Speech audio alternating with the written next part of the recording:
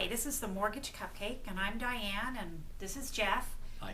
And today we're going to talk about refinancing government loans, not conventional, government. That's FHA and VA.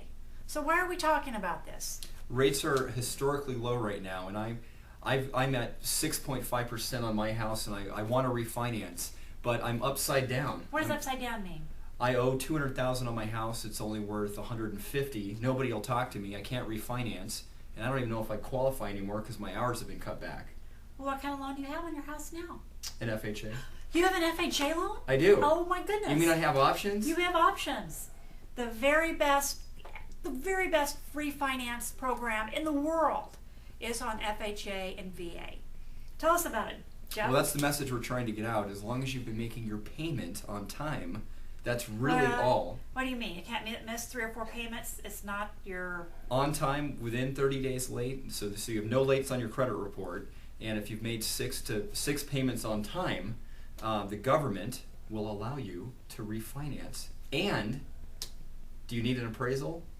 No, you don't even need an appraisal. So all you have to do is, first off, you want to be able to drop the interest rate, right? You want to be able to lower the payment to save you enough money where it's going to make sense. You're going to be in the house long enough to absorb whatever you spend on closing costs, because it's no money out of pocket, but you're rolling in a cost. Well, my lazy, no-good boss cut back my hours. So what's going to happen? Well, you don't have to worry about not qualifying for the loan because it's based on having a job. We verify that you have a job. We don't look at your income. It's no requalifying, and you don't even need an appraisal for Wow. FHA or VA.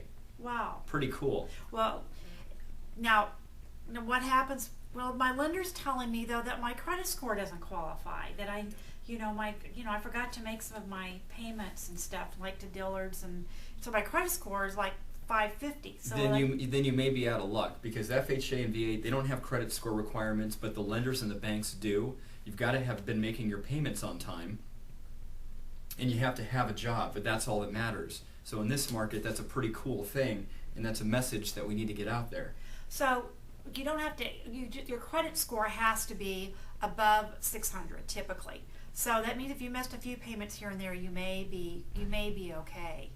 Now, what about the closing cost? I mean, now I read all this stuff. It says there's no cost. Now, what does that mean? It's nothing out of pocket, but you're rolling in closing costs. And be careful of how many points or what costs your lender's charging you.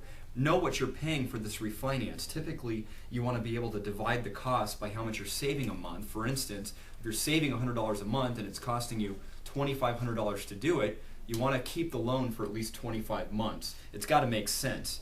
And there's a lot of places out there that'll advertise 3% for interest rate, but you're paying 10 grand in closing costs, and it's not going to make any sense. So everyone should get a good faith estimate from their lender, ask if it's guaranteed, and make sure you understand the cost of a refinance. If you have an FHA and VA loan, you can do a streamline, and it is an awesome way to lower your payment and lower your rate. This is the Mortgage Cupcake. Thank you so much for listening. thanks for tuning in.